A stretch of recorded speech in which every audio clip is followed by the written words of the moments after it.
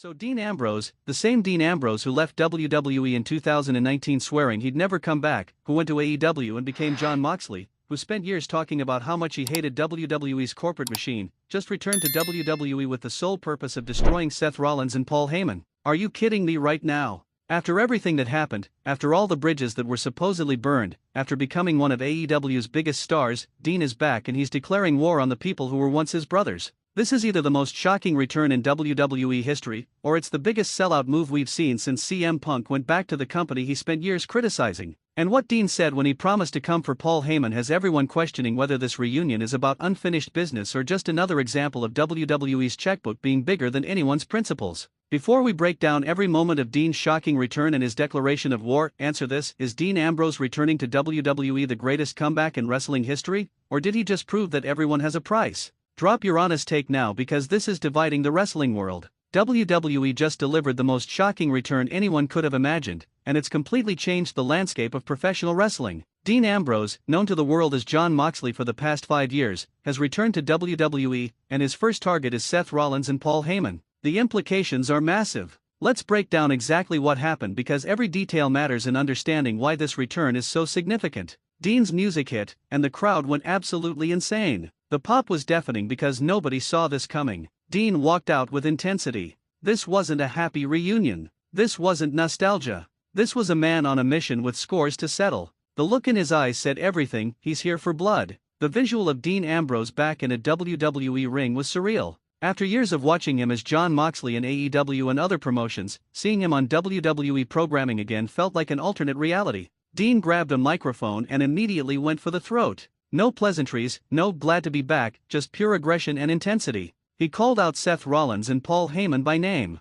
"I'll come for you, Paul." Those words were chilling. The threat wasn't veiled or subtle. Dean made it crystal clear that Paul Heyman is in his crosshairs and there's nothing anyone can do to stop him. But why Paul Heyman? What's the history there? What did Heyman do to Dean to warrant this level of fury? The backstory is crucial to understanding this declaration of war. Seth Rollins being targeted makes sense given their Shield history. Seth was the one who broke up the Shield by betraying Dean and Roman. That betrayal has never been fully resolved. But Paul Heyman's involvement adds a layer we didn't expect. The crowd was eating this up, chanting "Welcome back" and "This is awesome." The energy was electric because everyone understands the magnitude of what they're witnessing. Dean's promo was personal. He wasn't talking about championships or opportunities. He was talking about revenge, about settling old scores, about destroying the people who wronged him. That's compelling motivation. The question on everyone's mind: is this real or is this a work? Did Dean actually come back, or is WWE using his name and likeness somehow? The blur between reality and storyline has never been thinner. Have you ever returned to a place you swore you'd never go back to? What made you change your mind? Share your experience. Now let's talk about the history between Dean Ambrose, Seth Rollins, and Paul Heyman, because understanding their past is essential to appreciating this return. These relationships go back years. The Shield was WWE's most dominant faction in the 2010s. Dean Ambrose, Seth Rollins, and Roman Reigns were brothers. They dominated WWE together, held all the gold, destroyed everyone in their path. Then Seth Rollins betrayed them. He turned on Dean and Roman, aligned with the Authority, and broke up the Shield in the most devastating way possible. That betrayal defined Seth's character for years. Dean and Seth eventually reconciled and even reformed the Shield multiple times. But there was always that underlying tension. The betrayal could never be fully forgotten or forgiven. Dean left WWE in 2019 bitter and disillusioned. He gave interviews talking about how creatively frustrated he was, how much he hated the corporate structure, how WWE had become a prison. Those words can't be taken back. As Jon Moxley in AEW, Dean thrived. He became AEW World Champion, had incredible matches, was creatively fulfilled. He proved he didn't need WWE. So why come back now? Paul Heyman's connection is more complex. Heyman has been associated with Roman Reigns for years as his special counsel. Did something happen between Heyman and Dean during that time? Did Heyman manipulate situations to Dean's detriment? Or is this about Heyman's general influence in WWE? Heyman is a power player, someone who whispers in ears and shapes careers. Maybe Dean sees Heyman as representing everything wrong with WWE's politics. Seth's current position as a top star, possibly with Heyman advising him or being associated with him, creates the perfect storm. Dean can target both men in one storyline. The unfinished business from the Shield era combined with years of absence creates massive intrigue. This isn't just a return, it's the reopening of old wounds. What's your favorite Shield moment from their original run? Does Dean's return make you nostalgic or angry? Tell me. Here's what's making people absolutely furious. Dean Ambrose returning to WWE after everything he said proves that money talks and principles are meaningless. He criticized WWE for years, built himself in AEW, and now he's back. Dean gave scathing interviews about WWE. He talked about how soul-crushing the creative process was. He described feeling like a cog in a machine. He said he'd never go back. Those weren't vague criticisms, they were detailed indictments. As Jon Moxley, Dean became a symbol of wrestlers who left WWE and found happiness elsewhere. He was proof you could succeed without WWE. His return undermines that entire narrative. AEW fans who supported Moxley feel betrayed. They bought his merch, chanted his name, invested emotionally in his journey. And now he's back with the company he claimed to hate? That's a slap in the face. This makes every wrestler's complaints about WWE seem hollow. If even someone as outspoken as Dean Ambrose can be bought back, who can we actually believe? Everyone has a price. But here's the counterargument: maybe Dean's WWE experience is different now. Maybe the regime change with Triple H in charge means the creative frustrations that drove him away are resolved. Maybe Dean accomplished everything he wanted in AEW and other promotions. He proved himself outside WWE. Now he can return with leverage and power to do things his way. Maybe this return is about closure. Dean has unfinished business with Seth and apparently with Heyman. Sometimes you need to go back to where the problems started to truly move forward. Money isn't inherently evil. If WWE offered Dean a huge contract with creative control and the ability to tell the stories he wants, why wouldn't he take it? That's smart business. Is taking a big paycheck from a company you criticized selling out or just smart business? Where's the line? Let's discuss what this means for Seth Rollins because he's the primary target alongside Heyman. Seth has been one of WWE's top stars for years, and now his former brother is back to destroy him. Seth has evolved tremendously since the Shield days. He's had multiple championship runs, incredible matches, created a unique character. He's established himself as an all-time great. But Seth has never fully resolved the betrayal that broke up the Shield. Yes, they reformed and worked together again, but Dean leaving WWE meant there was no final chapter to that story.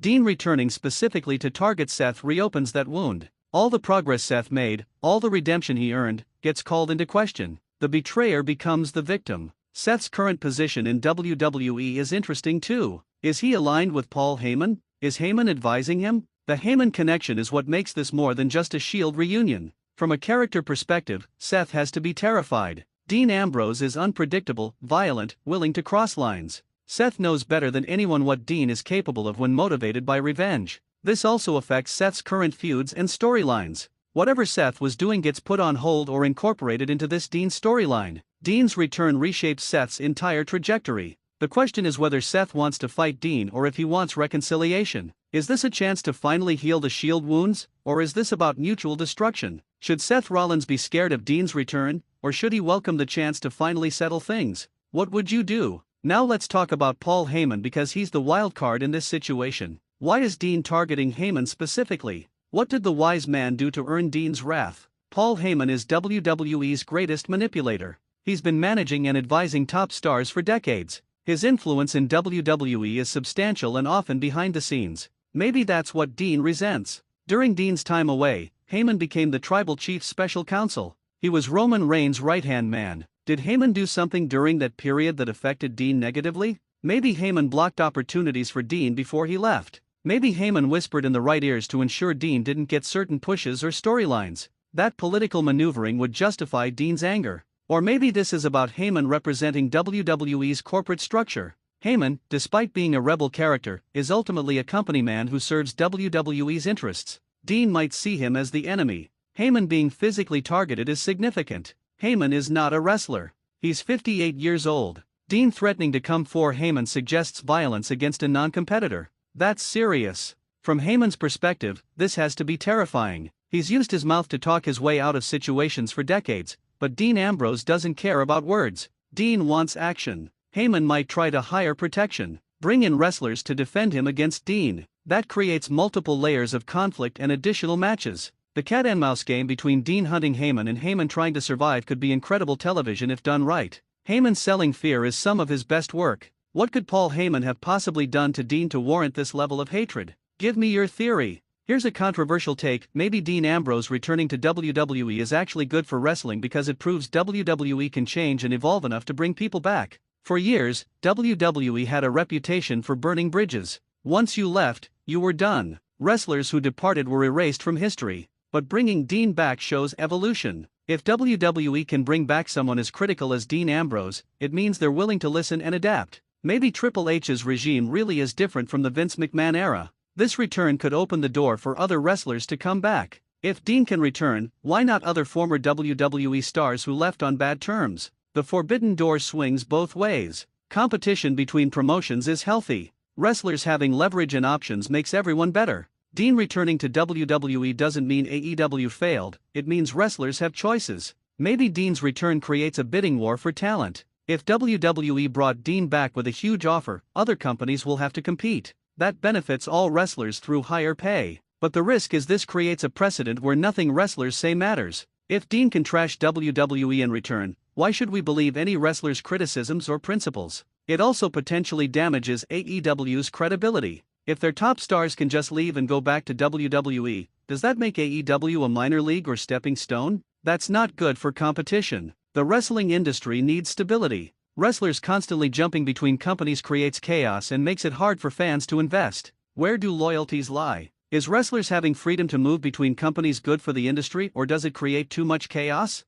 Complex question. Here's what WWE absolutely must do to make this Dean Ambrose return work and justify the shocking turn of events. First, explain why Dean came back. We need a detailed promo explaining his motivations. What changed? What does he hope to accomplish? Give us the story. Second, address the AEW elephant in the room. Dean was Jon Moxley for 5 years. WWE can't just pretend that didn't happen. Acknowledge it and incorporate it into the narrative. Third, make the Dean vs. Seth feud personal and compelling. This can't just be former friends fight. Give us layers, complexity, real emotional stakes. Fourth, protect Paul Heyman while making him vulnerable. Heyman should be scared but clever enough to survive. The chase is more interesting than the catch. Fifth, give Dean wins early. He needs to look like a legitimate threat immediately. Destroying lower card wrestlers establishes his danger. Sixth, build to a major payoff match. Whether it's Dean vs. Seth or a multi-person match including Heyman's champions, the buildup needs a worthy conclusion. What match stipulation would be perfect for Dean Ambrose vs. Seth Rollins given their history? Be creative. Let me give you my prediction for how this shocking return story plays out. I think Dean will hunt Paul Heyman for weeks, with Heyman barely escaping each time. The cat and mouse game will be weekly appointment television. I think Seth Rollins will be conflicted between protecting Heyman and dealing with his own feelings about Dean. That internal conflict creates character depth. I think Dean and Seth will have several confrontations before their big match. Each one escalates in violence and intensity. I think at a major premium live event, we get Dean vs. Seth in a no-holds-barred match. The stipulation reflects their violent history. I think Dean wins that match but doesn't destroy Seth. Instead, they have a moment of mutual respect afterward. The Shield bond is damaged but not completely broken. I think Dean eventually gets Heyman in a physical confrontation. Whether it's a stunner, a spear, or his signature moves, Dean makes Heyman pay for whatever he did. I think long-term, this leads to a Shield reunion facing a common enemy. Dean and Seth together again, possibly with Roman, against a threat that requires their combined strength. Do you agree with my predictions? What would you book for Dean's return story? Give me your complete fantasy booking. Here's my final take on Dean Ambrose's shocking return to WWE to destroy Seth Rollins and Paul Heyman. This is shocking television that nobody predicted. Dean returning is one of the biggest surprises WWE has pulled off in years. That alone makes it significant. Whether you think Dean sold out or made a smart business decision, you can't deny this creates incredible storytelling opportunities. The history between these characters is rich. Seth Rollins is about to be in the most compelling program of his recent career. Fighting your former brother with real history is more interesting than generic feuds. Paul Heyman playing the scared manager trying to survive is perfect for his character. This could be some of his best work in years. WWE bringing Dean back shows confidence in their current product. They believe they can offer him what he wants now. That's evolution. The wrestling world just got more interesting. Whether this leads to great matches or disappointing execution, we're all watching to find out. Now I need your complete thoughts. On a scale of 1 to 10, how shocked were you by Dean's return? Is Dean returning a sellout move or smart business? Do you believe Dean actually hates Paul Heyman, or is this just storyline? Should Seth Rollins trust Dean or prepare for another betrayal? What did Paul Heyman do to deserve Dean's wrath? Your theory. Will the Shield ever truly reunite, or is that ship sailed? Is this the biggest wrestling return of the past 5 years? Smash that like button if Dean's return shocked you. Subscribe to Wrestling Newsletter because we're covering every development in this story. Hit notification bell. Share this with everyone because Dean Ambrose is back in WWE and he's coming for Seth Rollins and Paul Heyman. Wrestling just got unpredictable again. WWE just pulled off the impossible. Dean Ambrose has returned, and he's declared war on his former brother and the Wise Man. This is going to be unmissable television. Let's see if WWE can deliver on this incredible setup.